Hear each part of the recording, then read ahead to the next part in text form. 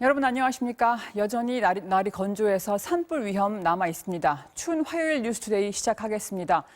우리나라에 일한 돈이 7조 원 넘게 묶여 있습니다. 4년째 묶여 있는데 미국의 제재 속에 코로나까지 덮쳐서 경제가 최악인 이란에게는 아주 중요한 돈입니다. 우리 유조선을 납포한 것도 이걸 달라는 압박으로 해석됐는데 우리나라가 이 돈을 주기로 했다고 이란이 발표했습니다. 여태 못 준 건 미국 때문이었는데 어떻게 된 건지 외교부가 오늘 아침에 밝히기로 했습니다. 첫 소식 장재용 기자입니다. 이란 정부는 공식 홈페이지를 통해 이란 중앙은행 총재가 이란 주재 한국 대사를 만나 한국 내 동결 자산의 이전과 사용 방안에 합의했다고 밝혔습니다. 이란 중앙은행이 한국에 이전할 동결 자산의 규모와 목적지 은행을 통보하면 한국 정부가 이란이 원하는 곳으로 동결 자산을 옮겨준다는 주장입니다. 이란 국영방송은 테헤란의 한국 대사관에서 열린 이번 회담에서 유정현 이란 대사가 한국은 동결 자금의 이전에 대해 어떤 조치든 할 준비가 됐으며 한계나 제약은 없다고 말했다고 전했습니다. 한국에 묶인 이란 자금은 70억 달러, 우리 돈으로는 7조 6천억 원 규모로 추산되고 있습니다. 지난 2010년 이란이 한국 내 은행 두 곳에 계좌를 개설해 석유 수출 대금을 받으며 쌓인 금액입니다. 이란의 해외 자산 중에는 가장 큰 규모로 알려졌는데 지난 2018년 미국이 대이란 경제 제재를 강화하며 계좌가 동결됐습니다. 한국 내 이란의 동결 자금 이전 협상은 지난달 한국 국적 선박이 이란에 억류된 뒤부터 진행된 것으로 알려졌으며 이달 초 한국 선원이 석방되며 관련 협상도 급물살을 탔을 것으로 분석됐습니다. 다만 이란의 동결 자금 문제는 미국이 대이란 제재의 예외로 인정해줘야 하는 만큼 관련 국가의 추가 협의가 필요할 것이라는 지적도 있습니다. 외교부는 이란 측의 이번 발표와 관련해 오늘 오전 입장을 밝힐 예정입니다. MBC 뉴스 장재웅입니다.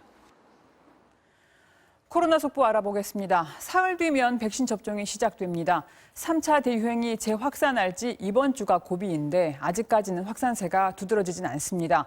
하지만 추세를 보면은 평균 확진자 수는 분명히 늘었고 감염자 1명이 다른 사람을 1명 이상 감염시키는 걸로 나와서 수치상으로는 상황이 좋지 않습니다. 정진욱 기자가 보도합니다.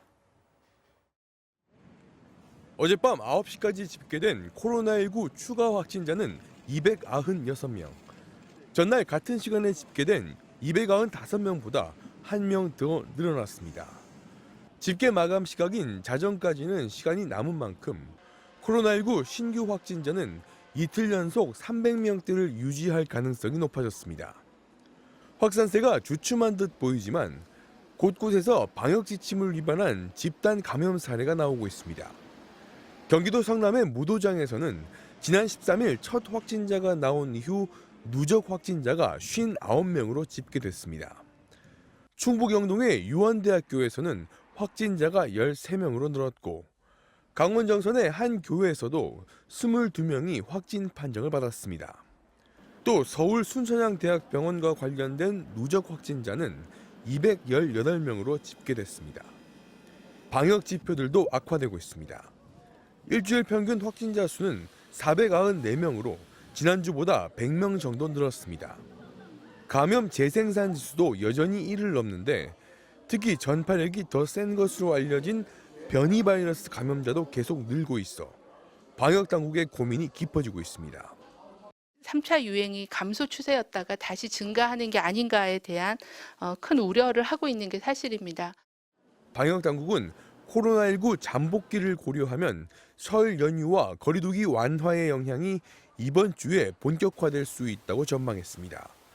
또 학생들이 등교하는 개학일도 임박한 만큼 코로나가 확산되지 않게 안정세를 확보하는 게 중요하다고 강조했습니다. MBC 뉴스 정준욱입니다. 우여곡절 끝에 백신 접종을 눈앞에 두고 있는데 의사협회가 이번엔 이 백신 접종에 협조 못할 수 있다고 사실상 협박을 하고 있습니다. 큰 범죄를 저지른 의사의 면허를 몇 년간 취소하는 법이 통과되면 총파업하겠다는 겁니다. 2차 대유행 때 집단 진료 거부로 응급실마저 비웠던 게 겨우 반년 전입니다. 중죄를 저지른 의사에게 다시 메스를 쥐어주는 게 더 부당한 일 아닐까요? 박진주 기자입니다. 대한의사협회가 총파업을 경고했습니다. 금고 이상의 실형을 받은 의사의 면허를 취소할 수 있다는 의료법 개정안에 반발한 겁니다. 국회 법사위를 통과하면 우리가 전국 총파업에 나설 수밖에 없다. 그동안 현행 의료법은 낙태나 면허증 대여, 허위 진단서 작성 등 의료법을 위반하는 경우만 한시적으로 면허를 취소했습니다.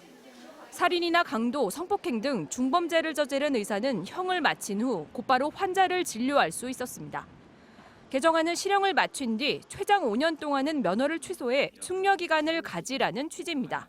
이후엔 심사를 거쳐 다시 진료를 할 수 있습니다. 의사와 달리 변호사나 공인회계사 등 다른 전문 직종은 중범죄를 저질러 금고 이상의 형을 받으면 2년에서 최장 5년 동안 면허가 취소됩니다. 하지만 의사들은 의사란 직종의 특수성을 고려해야 한다고 주장하고 있습니다. 변호사처럼 변호사도 제재를 받으니까 의사는 무슨 특혜를 받냐, 똑같이 가자 이렇게 한다는 거죠.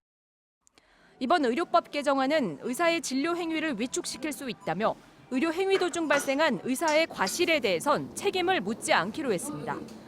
그런데도 의사협회 측은 개정안이 법사위를 통과하면 의사 총파업에 돌입해 코로나19 백신 접종에 중대한 차질을 초래하게 될 것이라고 위협하고 있습니다. MBC 뉴스 박진주입니다.